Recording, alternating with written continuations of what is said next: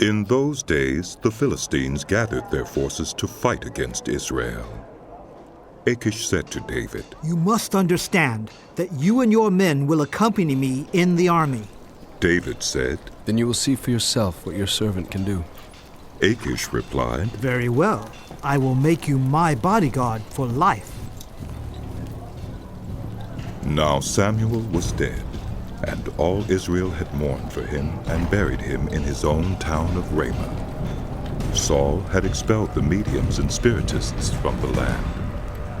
The Philistines assembled and came and set up camp at Shunem, while Saul gathered all Israel and set up camp at Gilboa.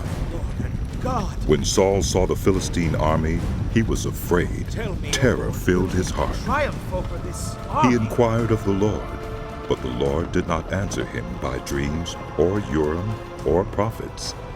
Saul then said to his attendants, "Find me a woman who is a medium so I may go and inquire of her." "There is one in Endor," they said. So Saul disguised himself, putting on other clothes, and at night he and 2 men went to the woman. "Consult a spirit for me, He said, and bring up for me the one I name." but the woman said to him, Surely you know what Saul has done.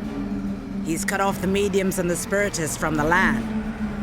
Why have you set a trap for my life to bring about my death? Saul swore to her by the Lord.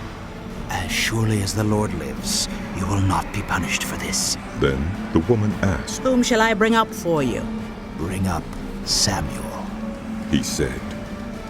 When the woman saw Samuel, she cried out at the top of her voice and said to Saul, Why have you deceived me?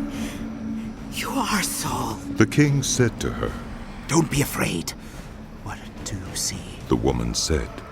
I see a ghostly figure coming up out of the earth. "What does he look like?" He asked. An old man, "Yes." wearing a robe, is coming up. She said. Samuel. Then Saul knew it was Samuel, and he bowed down and prostrated himself with his face to the ground. Samuel said to Saul, "Why have you disturbed me by bringing me up?" "I am in great distress. Saul said. The Philistines are fighting against me, and God has departed from me. He no longer answers me, either by prophets or by dreams. So I have called on you to tell me what to do." Samuel said, Why do you consult me now that the Lord has departed from you and become your enemy? The Lord has done what he predicted through me. The Lord has torn the kingdom out of your hands and given it to one of your neighbors, to David. Because you did not obey the Lord or carry out his fierce wrath against the Amalekites, the Lord has done this to you today. The Lord will deliver both Israel and you into the hands of the Philistines, and tomorrow you and your sons will be with me. The Lord will also give the army of Israel into the hands of the Philistines." Immediately Saul fell full length on the ground, filled with fear because of Samuel's words. His strength was gone, for he had eaten nothing all that day and all that night.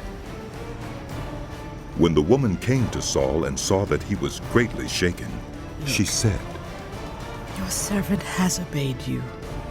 I took my life in my hands and did what you told me to do. Now, please listen to your servant, and let me give you some food so you may eat and have the strength to go on your way. He refused and said, I will not eat. But his men joined the woman in urging him, and he listened to them. He got up from the ground and sat on the couch. The woman had a fattened calf at the house, which she butchered at once. She took some flour, kneaded it, and baked bread without yeast.